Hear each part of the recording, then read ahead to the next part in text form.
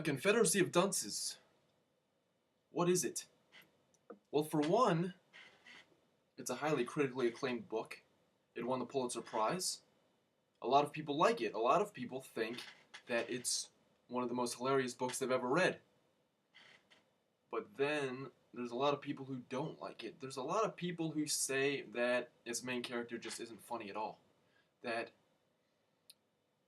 he just whines a lot, really. He just whines. But most of all, they say that, kind of related to this, they say they just couldn't relate to him. They couldn't relate to him. That's the most common criticism. I just couldn't relate to Ignatius J. Riley. That's what they say. Now, people are always looking for characters they can identify with. And it's always possible to identify a second-rate reader by the fact that he just reads books for the sake of nice characters he can relate to. Now, this is an impulse which the superior reader must always resist. The superior reader instead asks himself questions such as, what are this character's motives? How are the actions, or how do the actions of the character tie in with the themes? How does the style of speech, the style of thought that the author gives a character reflect that character's moral dilemma and way of interacting with others? Does this character resolve their conflicts, and why and how? But instead of asking these sorts of questions, the inferior reader simply uses himself as a yardstick against which to measure a character. Now, on a side note, I should note that if you're an astute listener, you've noticed that I'm using the universal he to fill in the lack of a gender-neutral pronoun, as opposed to the usual trend, which is just involves using the singular they to perform this function, usually for the purposes of counteracting sexism. Now, apologies to feminazis aside, because I'm not apologizing, but the singular they is just a grammatical abomination. It's almost as bad as the awkward, impersonal one.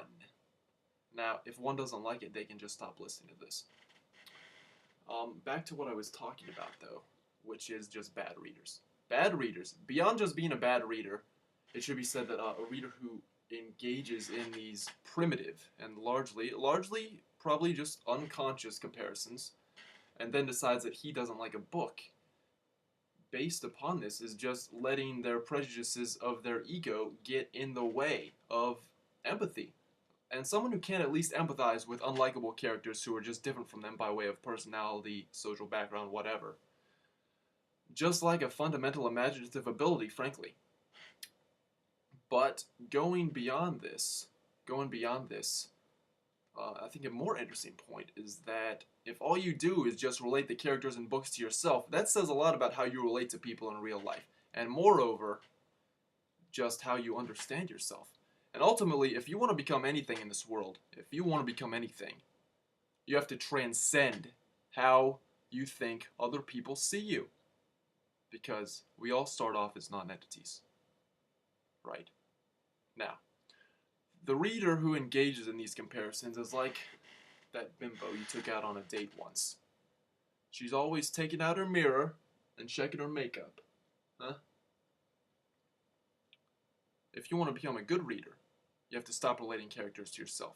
Hold that mirror up to nature. Seek an understanding through analysis and empathy, not the comparative way of the Philistine. So now that you know how to read, let's talk about A Confederacy of Dunces.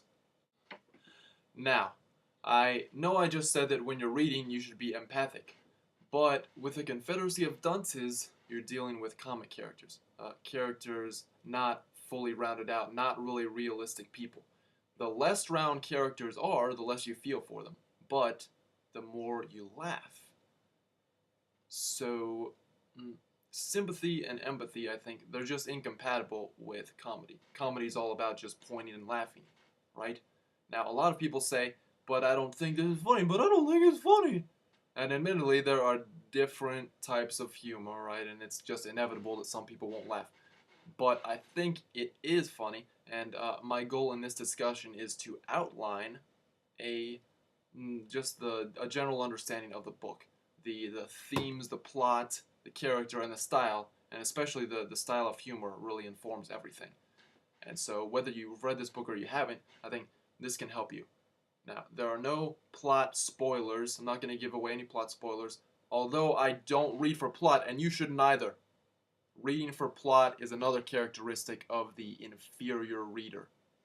So I will outline myself. I will outline all of this, not talk about plot. I will confine myself just to a discussion of form. Okay.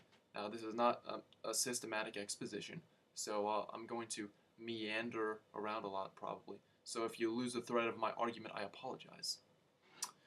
But first, let's look at plot. Plot. The form, not the content, as I said. A Confederacy of Dunces has been called picaresque. Picaresque. If you've never heard that word before, I'll define it for you now.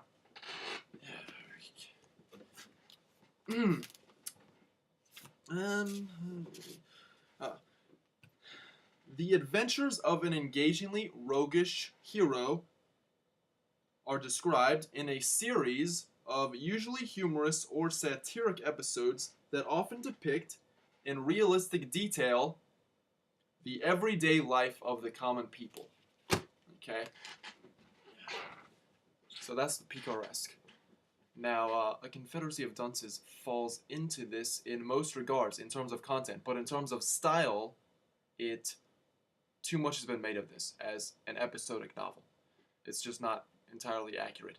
In Don Quixote, it's possible to just omit certain episodes entirely or switch scenes around really, and it just wouldn't have any effect on the whole.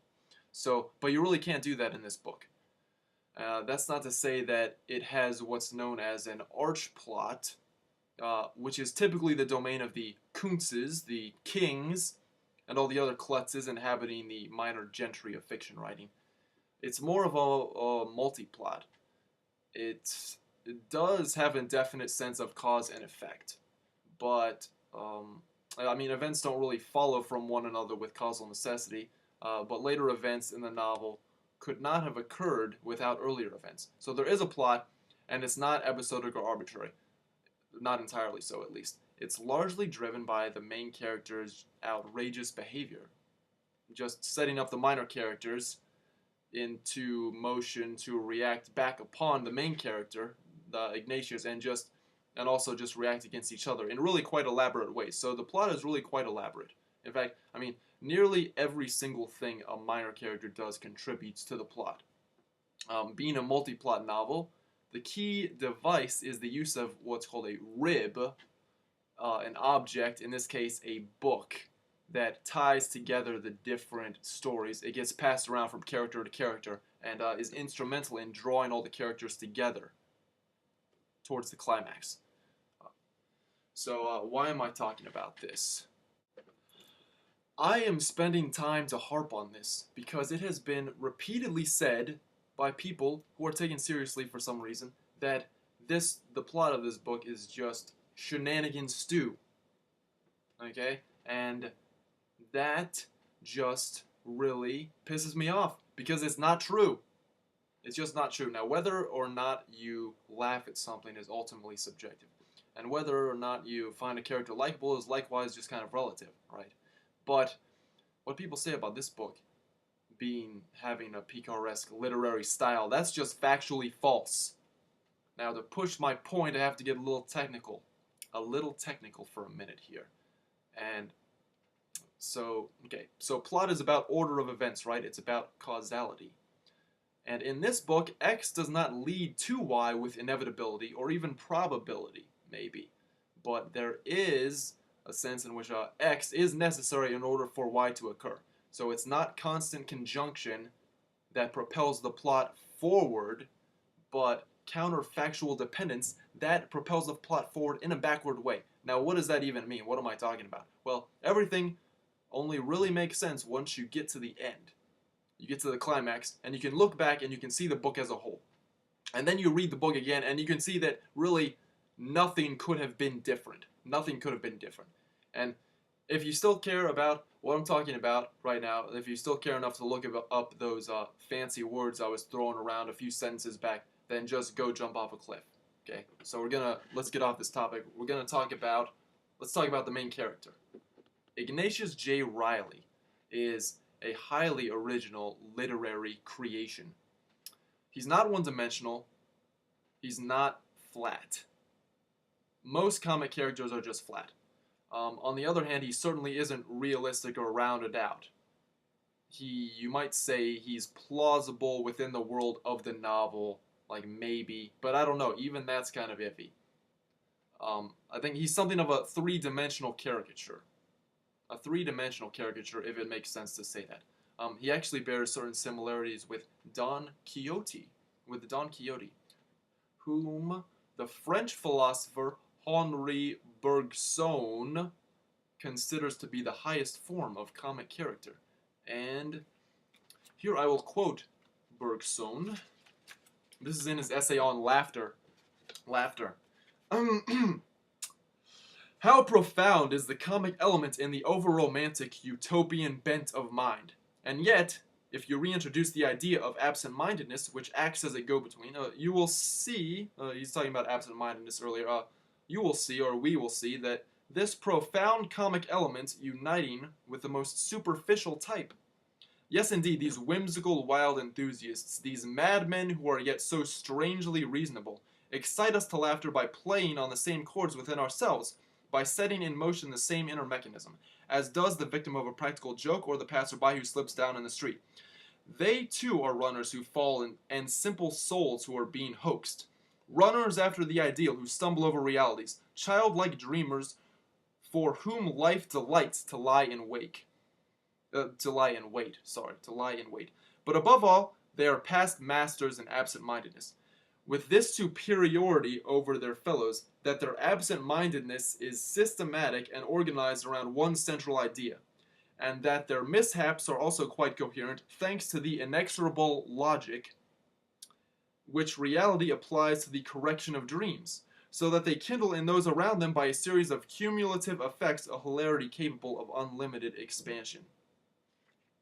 And just a little bit more, systematic absent-mindedness, like that of Don Quixote, is the most comical thing imaginable. It is the comic itself, drawn as nearly as possible from its very source. So Ignatius J. Reilly fits this description very well. He is a complex comic character, not in the way that's usually described when you're discussing character. It's not complex. It's not a complexity rooted in his consciousness that's approaching some verisimilitude of reality. He doesn't change or he doesn't grow emotionally as a result of his facing up to some difficult moral dilemma or other. He never really even achieves a self-awareness, really. It's rather a complexity that's rooted in ideas.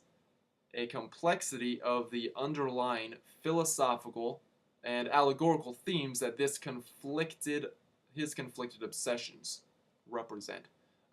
His absent-mindedness is really organized around two central ideas instead of just one, and I'll get to that in a bit. He's kind of like Don Quixote meets Falstaff, essentially. That's his essence. So anyway, what am I talking about? So his conscious worldview is essentially that of Boethius.